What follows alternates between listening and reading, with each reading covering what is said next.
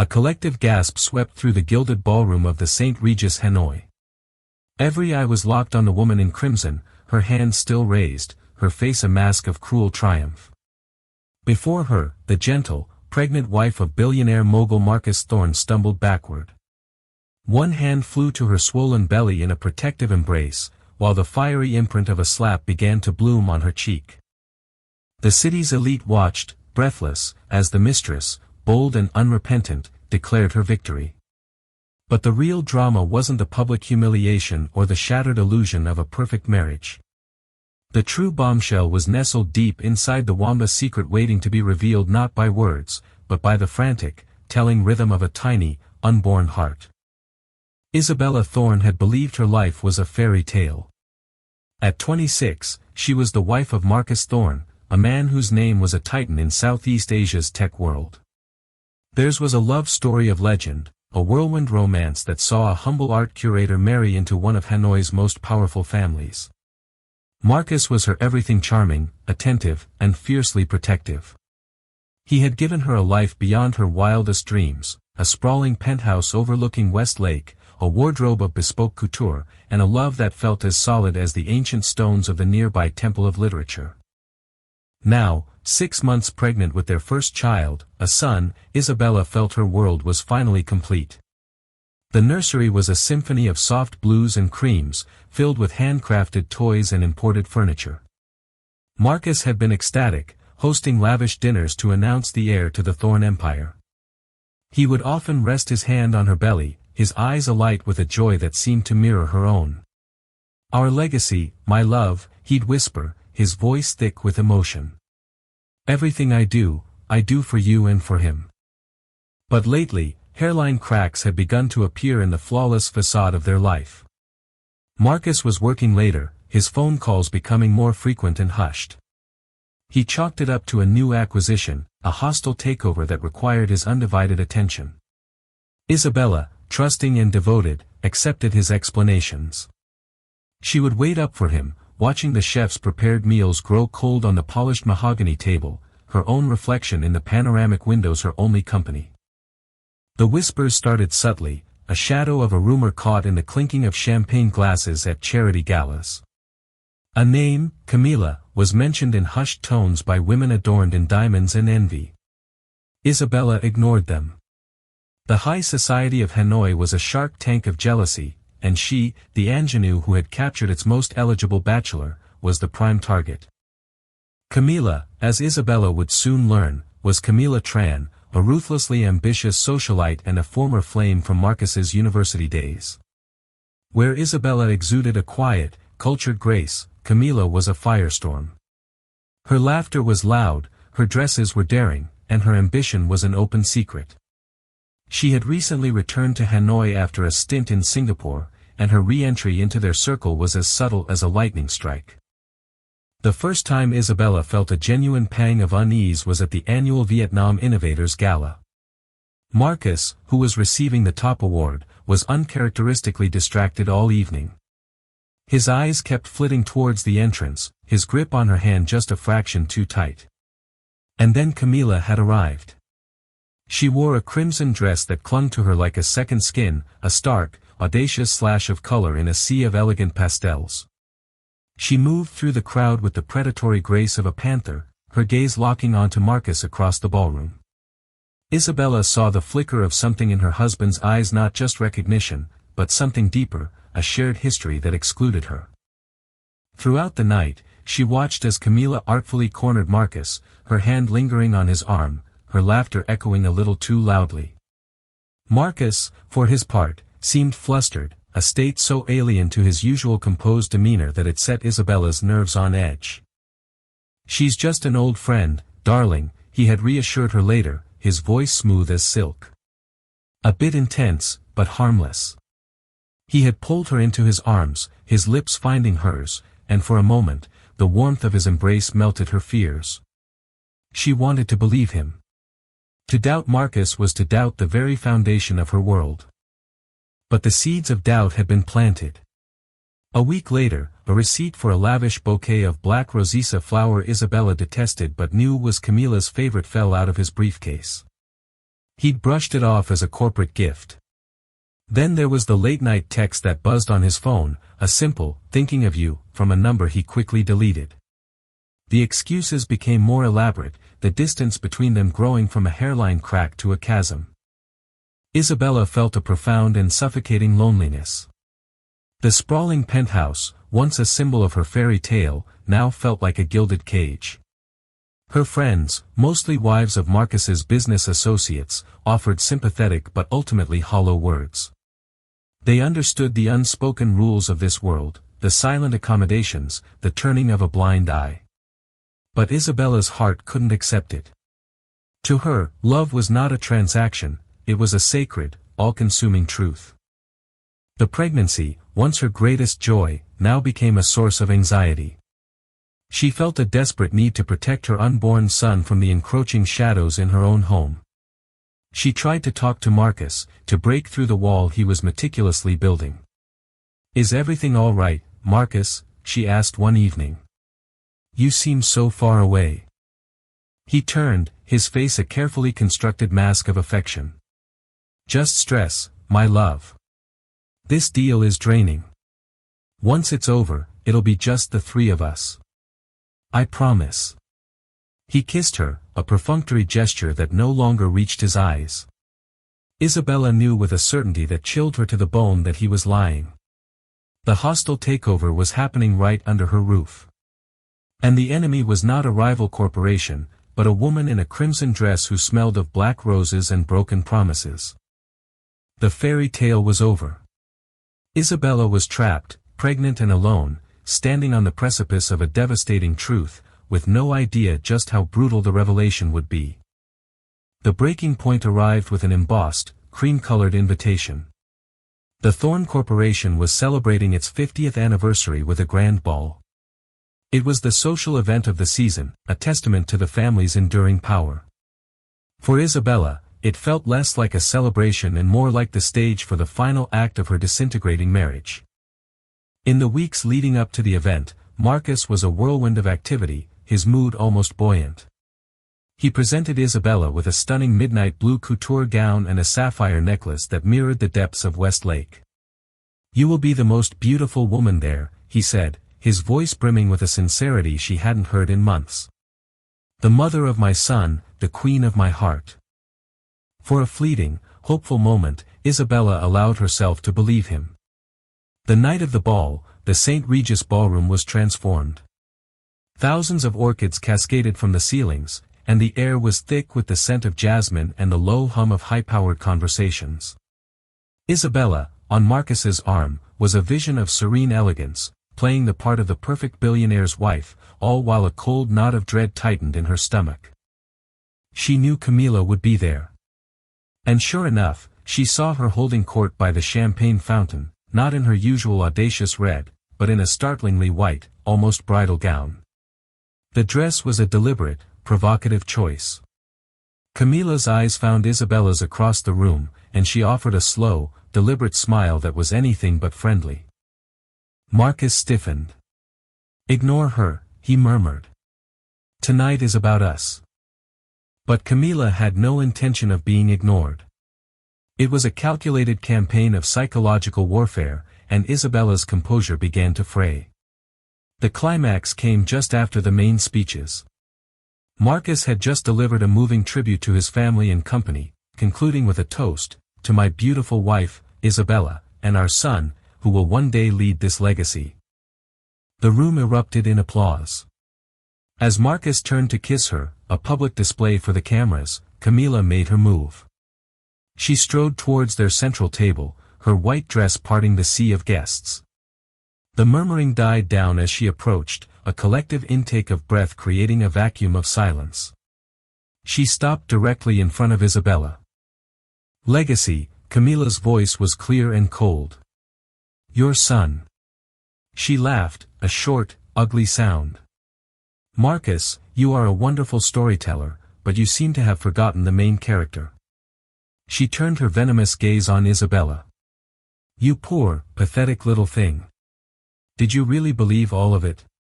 The love story, the happy family?" Isabella, stunned into silence, could only stare up at her.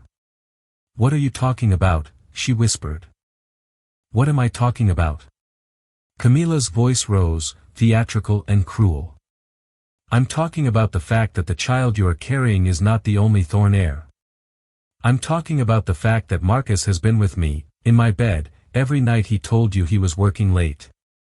Gasps rippled through the room. Phones were now discreetly raised.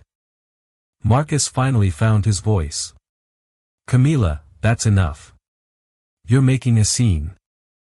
"I'm making a scene," she shrieked. "You're the one who has been living a lie. You promised me, Marcus. You promised you would leave her." She looked back at Isabella, her eyes filled with a terrifying mix of pity and contempt. This, she gestured at Isabella's belly, was just a little complication. An heir for the public. But his heart. His passion. That belongs to me. Isabella looked at Marcus, silently pleading with him to deny it. But he stood there, pale and trapped. His silence was the only confession she needed. Tears welled in her eyes. She felt a primal need to shield her son from this ugliness and tried to stand. "Please stop," she managed to say. But Camilla saw the tears and went in for the kill. "You think you've won? You think this baby solidifies your position? You are nothing but an incubator." And then, with a movement so swift it seemed to surprise even herself, Camilla swung her arm. Crack. The sound was sharp and shockingly loud. Isabella's head snapped to the side. A collective, horrified gasp erupted from the onlookers. For a moment, there was only the stinging heat on her cheek. Camilla, the mistress, had slapped the pregnant wife of Marcus Thorn in front of everyone. Isabella stumbled back, one hand flying to her cheek, the other wrapping desperately around her stomach. The humiliation was a physical blow, a crushing weight that stole the air from her lungs. She looked at the faces around her, the shock, the pity, the morbid curiosity. She looked at Marcus, whose face was a canvas of horror and indecision. And then she looked at Camilla, who stood there, chest heaving, a triumphant, hateful glare in her eyes. As a sharp, cramping pain shot through her abdomen, Isabella realized the slap was not the most painful blow she would receive that night. The real agony was just beginning. The immediate aftermath was chaos. Isabella felt her knees buckle as the sharp cramp in her lower abdomen intensified into a wave of pure agony. "My baby," she whispered, her voice choked with terror. It was not her husband who caught her, but his father, Arthur Thorn. The family patriarch, who had been watching with grim fury, surged forward and caught Isabella's arm just as she was about to collapse. "Get her a chair. Someone call a doctor," he bellowed, his voice cutting through the stunned crowd. Marcus finally snapped out of his paralysis. "Isabella," he cried, rushing to her side. He reached for her, but she flinched away, her eyes meeting his with a look of such profound betrayal that he froze. In that single, searing glance, he saw the complete and utter destruction of her trust in him. Camilla, realizing she had gone too far, began to back away. I didn't mean," she stammered, but her words were cut off by Arthur Thorn's glacial stare. "You," he said, his voice low and lethal, "will not move an inch." Security. Two imposing men materialized and escorted a protesting Camilla to a private room. All focus was now on Isabella. She was gasping, the cramping getting worse. "It hurts," she cried out, clutching her belly. "Marcus, it hurts." Despite everything, her fear-driven instinct was to call out to the man she still, on some level, saw as her protector. The rush to the hospital was a blur of pain and fear. In the back of the Maybach, Marcus was a tormented, silent figure, the mask of the powerful CEO gone. He kept murmuring apologies, a litany of, "I'm sorry, Isabella. Please be okay." Isabella didn't respond. His words were meaningless static. The man whose promises had built her world had just stood by and watched it be demolished. She felt a terrifying wetness between her legs and a fresh surge of panic. Something's wrong, she gasped, her eyes flying open. Marcus, something is wrong with the baby. The terror in her voice finally penetrated his self-pity. Faster, he barked at the driver. For God's sake, drive faster. As the limousine sped through the indifferent streets of Hanoi, Isabella felt a chilling calm settle over her. She was no longer just fighting for her marriage or her dignity. She was fighting for her son's life. The emergency entrance of the FV hospital was a blur of harsh lights and controlled chaos. A team was waiting. Pregnant, 26 weeks, presenting with severe abdominal cramping and signs of bleeding following a physical altercation, a doctor rattled off. Get her to the maternity ward. Stat. Prep for an ultrasound. We need to check for placental abruption. Marcus was shunted to the side, powerless. Inside the examination room, a kind-faced female doctor, Dr. Leanne, introduced herself. Isabella, we're going to take very good care of you and your baby, she said, her voice a beacon of calm. We need to do an ultrasound to see what's happening. The room fell silent as the cold gel was applied to Isabella's stomach. She stared at the monitor, her heart pounding, praying for a sign of hope. There's the baby, Dr. Leanne said softly. He's small, but he's a fighter. Isabella let out a choked sob of relief. I am seeing some cause for concern, the doctor continued. There appears to be a small bleed, likely caused by the trauma and the spike in your blood pressure. The immediate danger is preterm labor. We're going to give you medication to stop contractions and a steroid shot to help the baby's lungs develop, just in case. As she spoke, the technician adjusted a setting, and a new sound filled the room. Thump thump thump thump.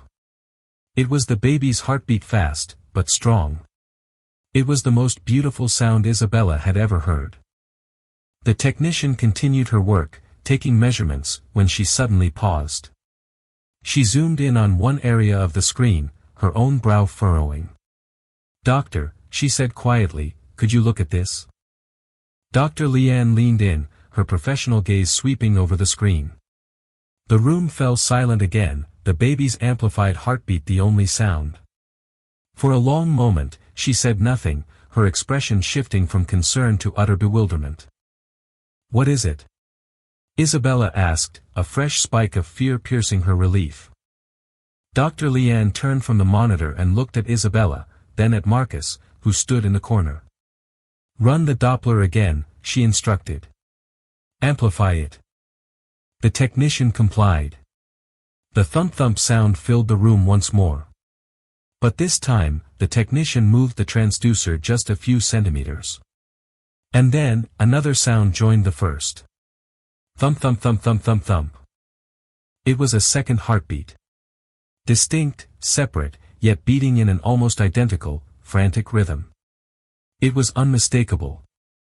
The room, which had been filled with one frantic heartbeat, was now filled with the sound of two.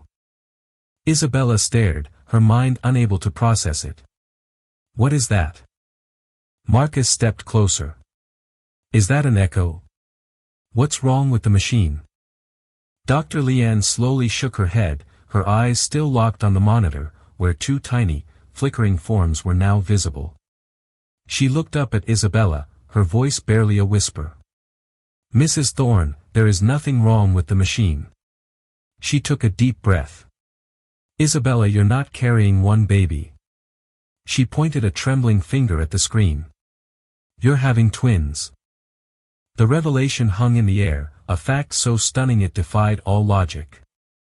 All the previous scans, conducted by a top society doctor handpicked by Marcus, had shown only one baby. One boy. The air. A wave of dizziness washed over Isabella. Twins. Then a darker, more insidious thought began to form. She looked at Marcus. His face was not filled with the joy of an unexpected blessing, but with the ghostly pallor of pure, unadulterated shock.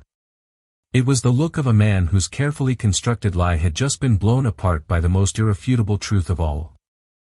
The society doctor he had chosen.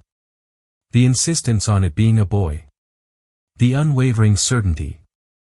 But all the other scans, she began, her voice trembling as the horrifying implication dawned. Dr. Pham always said he said it was just one.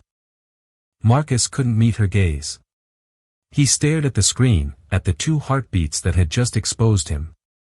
And in that moment, Isabella understood. The slap, the affair, the public humiliation, that was just the prelude. This was the true betrayal. It wasn't just infidelity. It was a deception so profound, so calculated, that it had targeted the most sacred space in her life, her own body, her own children. The 2 heartbeats continued their frantic, rhythmic drumming. A sound that was no longer just a sign of life, but a declaration of war. They were the beat of a truth that could not be silenced, a truth that revealed Marcus Thorne had not just lied about his mistress. He had lied about the very nature of the legacy he claimed to cherish. The revelation of the second heartbeat detonated in the sterile hospital room like a silent, devastating bomb. Isabella lay on the bed and looked at Marcus, truly looked at him. The panic on his face was laced with the cold, hard glint of a man cornered. "You knew," she whispered, her voice stripped bare to a chilling monotone. It wasn't a question. It was a verdict. "You knew, and you lied." Marcus flinched. "Isabella, no. How could I have known? It's a surprise, a blessing." His attempt at feigned delight was pathetic. "A blessing?" Her voice rose with a hysterical edge. "You stood there at every appointment with Dr. Pham, your hand-picked physician, telling me about our son, the Thorne heir. Was he in on it, too? Did you pay him to lie? To erase one of our children from existence?" Before Marcus could formulate another lie, the door opened and his father, Arthur Thorne, swept in. The patriarch's face was a thundercloud. He took in the scene, Isabella, pale with fury, Marcus, cornered and sweating, the damning image frozen on the ultrasound screen. "I have just had a very enlightening conversation with the hospital administrator," Arthur said, his voice dangerously calm. "And I took the liberty of placing a call to your Dr. Pham. A very nervous man, Dr. Pham. It seems his records from your last scan have been misplaced." Marcus turned white. "Father, this is a misunderstanding." "Silence," Arthur commanded. He walked to Isabella's bedside, his expression softening with genuine compassion. "Isabella, I am profoundly sorry for the humiliation you suffered and for this unforgivable deception. The Thorne family will not abandon you or your children." He then turned his full attention back to Marcus, his voice a low growl. "You will tell me why. You will tell me why you would deny your own blood. Now." Trapped, Marcus finally broke. "It was Camilla," he mumbled, his head in his hands. She's pregnant, too." The air was sucked from the room. Isabella felt a fresh wave of nausea. "I found out a few months ago," Marcus continued, the confession tumbling out. "She claimed it was mine. She threatened to go public, to ruin everything. She wanted me to leave you. And your solution was to lie to everyone?" Arthur thundered. "I was buying time," Marcus insisted, pacing like a caged animal. "I didn't know if her baby was even mine. My stupid, idiotic plan was to secure the legitimate heir, our son." He looked at Isabella. "I needed to establish his primacy. A single male heir. It was clean, powerful. It would make Camilla's claim seem like a pathetic ploy. And a second baby, a twin complicated that," Isabella said, her voice hollow. "It muddied the waters," he exclaimed, almost angry. 2 babies seemed messy. And what if one was a girl? It would weaken my position. I told Pham to just focus on the boy, to omit the other one from the reports just for a little while. I was going to reveal the surprise twin later, I swear it." "A strategic deception," Isabella repeated the words, tasting their poison. "You erased our child for strategy. You made me believe I was carrying only one baby, all to manage your sordid affair." The sheer cold-blooded calculus of it was breathtaking. Arthur Thorne looked at his son with utter contempt. "You are a fool, Marcus. A weak, short-sighted fool. You have dishonored your wife, your name, and your own unborn children." He turned back to Isabella, his decision made. "Isabella, you will want for nothing. The full resources of the Thorne family are at your disposal. As for you, Marcus," he said, his voice dropping to absolute zero, "you are relieved of all duties at Thorne Corporation, effective immediately. Your assets are frozen. You have made your bed of lies. Now you will lie in it. Alone." The verdict was absolute. Isabella watched him, feeling not a shred of pity, only a vast, empty coldness where her love used to be. The meek, trusting art curator was gone. In her place was a mother of two, a woman who had been pushed to the absolute limit and had found not an abyss, but a core of steel. The two heartbeats on the monitor continued their steady rhythm. They were her truth. And she would protect them, and herself, with a ferocity Marcus could not possibly comprehend. The week that followed was a cocoon of enforced tranquility and simmering rage. Isabella remained in her hospital suite, which Arthur had turned into a fortress and command center. He was true to his word, providing her with the best legal team in Vietnam. "Spare no expense," Arthur had told them in Isabella's presence. "I want this handled with the subtlety of a guillotine, clean, final, and entirely in Mrs. Thorne's favor." Marcus was banished. Camilla Tran, after a discreet DNA test proved the child she was carrying wasn't Marcus's, was given a simple choice: disappear with a signed NDA or face public exposure and fraud charges. A pragmatist, she took the deal and vanished. But for Isabella, these were peripheral victories. Her focus was singular. In the hospital, she transformed. The soft woman who once curated art was replaced by a shrewd strategist. She devoured financial reports, learning about trust funds, share allocations, and corporate governance. Her gambit, when she finally revealed it to her lawyers and a stunned but impressed Arthur, was audacious. "I don't want a simple divorce settlement," she announced, propped up in bed, surrounded by financial documents. "I don't want cash or alimony. That makes me a wealthy victim. I have no interest in being a victim." She looked directly at Arthur. "Marcus's shares in Thorne Corporation, his voting rights, his seat on the board. I want them transferred to a trust. A trust that I control as the sole trustee, for the benefit of my children." Her lawyer's jaw dropped. Isabella wasn't asking for a piece of the pie. She was demanding the entire bakery. "He will never agree," the lawyer said. "He will agree," Isabella said with chilling certainty. "Because the alternative is that I don't sign a non-disclosure agreement. The alternative is I give an exclusive interview to the Wall Street Journal. I will tell them everything.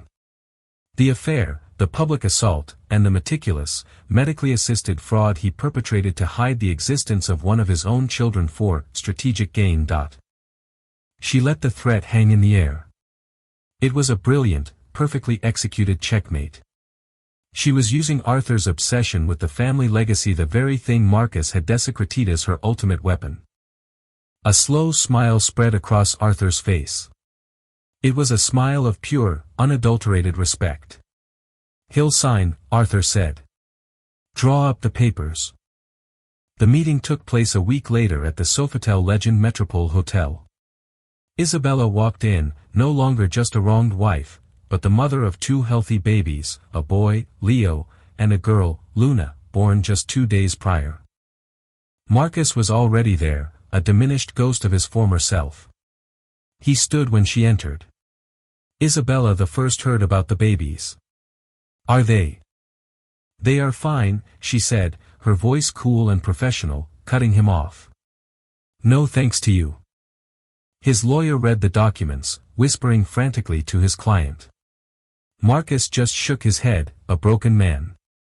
This is everything," he whispered, looking at Isabella. "My shares, my seat, my entire life." "You have a life," Isabella retorted, her voice sharp as glass, because I am choosing not to scorch the earth. You proved you are not fit to be the steward of this legacy. So now, I will be. You will have supervised visitation rights and a generous allowance. In return, the world will remember you as the man who stepped down for his family. It's a better legacy than the one you were building. You should thank me. He looked at his ex-wife, the woman he had so grievously underestimated. He saw not the gentle girl he married, but an empress in the making. With a trembling hand, Marcus Thorne, the deposed king, picked up the pen. He signed away his power, his company, and his future, all to the steady, silent rhythm of two tiny heartbeats he had once tried to erase. 2 years later. The late afternoon sun cast a golden glow across West Lake. On the balcony of a beautiful, modern home one she had designed herself, Isabella Thorne laughed as her 2-year-old son, Leo, chased a butterfly with clumsy determination, while his twin sister, Luna, sat in her lap, carefully turning the pages of a picture book. The title of Empress, that the media had once whispered about her, felt like a costume she had worn for a role she no longer needed to play. She was now Madam Chairwoman of the Thorne Corporation, a position she had earned not through marriage or default, but through sharp intellect and a clear, unwavering vision. She had steered the company to new heights, championing ethical investments and employee welfare, transforming the cold corporate machine into something with a conscience. The scars of that horrible night had not vanished, but they had faded into a quiet strength. She had learned that true power wasn't about control or revenge, it was about the freedom to build a life of your own choosing. It was the joy of hearing her children's laughter echo in a home filled not with lies, but with love and light. Marcus lived quietly, a footnote in a story that was now entirely her own. He saw his children, but he was a visitor in their world, a stranger to their daily joys. The kingdom he had fought so deceitfully to protect was now thriving under the one person he had cast aside. Isabella looked out at the tranquil water, her daughter's head resting against her chest, her son giggling in the garden below. The fairy tale she had once believed in had been a lie, but in its ashes, she had found something far more real and infinitely more precious, a happy ending she had written for herself. What did you think of Isabella's ultimate power move? Was it justice, or was it the most brilliant revenge? We'd love to hear your thoughts in the comments below. If you were captivated by this story of drama, betrayal, and ultimate empowerment, please give this video a like and share it with someone who loves a story where the queen finally takes the throne. And don't forget to subscribe and hit the notification bell, so you won't miss our next tale of secrets, lies, and stunning revelations. Thank you for watching.